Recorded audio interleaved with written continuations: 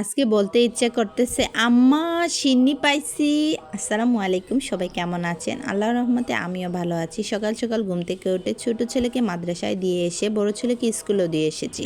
তার ফাঁকে এসে চট করে কাজটা সেরে নিয়েছি, কারণ কোনো অনুষ্ঠান হলে আমার ছেলে আমাকে পাশে না পেলে সে নাকি ভরসাই পায় না।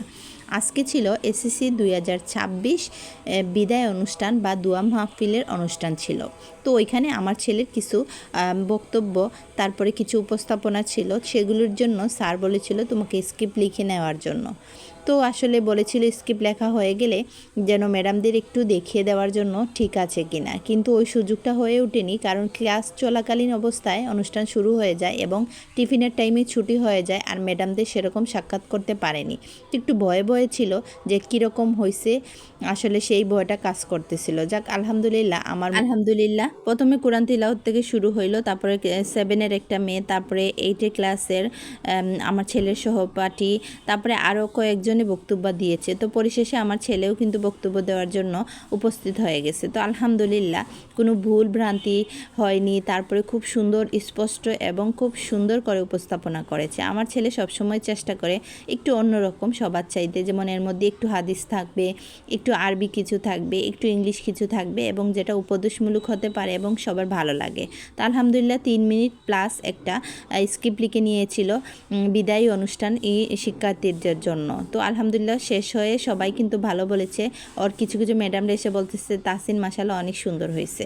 তো বিদায়ী শিক্ষার্থীরা ওরাও কিন্তু ফাঁকে ফাঁকে একটু একটু করে সুন্দর করে উপস্থাপনা করে তাদের মনের ভাব প্রকাশ করতেছে যে স্কুলে এতদিন ছিল চলে যাচ্ছে। আসলেই বিদায়বেলা খুবই কষ্ট, এবং হচ্ছে গিয়ে আমরাও স্কুল জীবন পার করে এসেছি। স্কুল জীবন কিন্তু অন্যরকম একটা ভালো লাগা। আমরা যতই স্কুল কলেজ ভার্সিটিতে উঠে যাই না কেন, স্কুল জীবন কিন্তু অন্যরকম ভালো লাগা। আমি আমার ছেলেকে সবসময় বলি তুমি স্কুলে যতদিন থাকবা স্কুলের জীবনটাকে সুন্দর করে উপস্থাপনা করো। তো সেরকম করে আমার ছেলেও কিন্তু স্কুলের জন্য খুবই পাগল, সবসময় যাওয়ার চেষ্টা করে। আর আপনাদের কাছে দোয়া চাচ্ছি আমার ছেলেকে সবসময় আপনারা দোয়া করবেন, যাতে ও সবসময় ভালো কিছু করতে পারে, দেশের জন্য কিছু করতে পারে। আর এই তো সুন্দর সুন্দর সব কিছুর জন্য আপনাদের সাথে উপহার দিতে পারে। আর ওর কিন্তু ভাষণটা আমি আরেকটা ভিডিওতে দিয়ে দিব।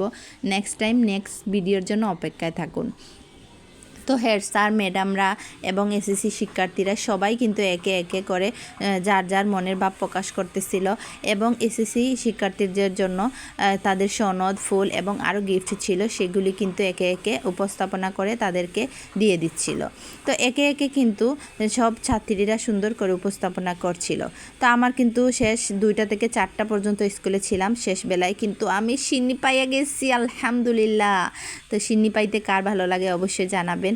কিন্তু আলাদাই একটা টেস্টি একটা জিনিস, তো পেলে কিন্তু ভালোই লাগে। কে কে এই বয়সে এসেও, মেয়েরা বিশেষ করে সিন্নি পান অবশ্যই আমাকে জানাবেন। ছেলেরা তো আর মসজিদে গেলেই পান জুম্মাবারে, সেটা তো জানা আছেই। তো যাই হোক, আমার ভিডিওটা কেমন লেগেছে অবশ্যই জানাবেন। আসসালামু আলাইকুম।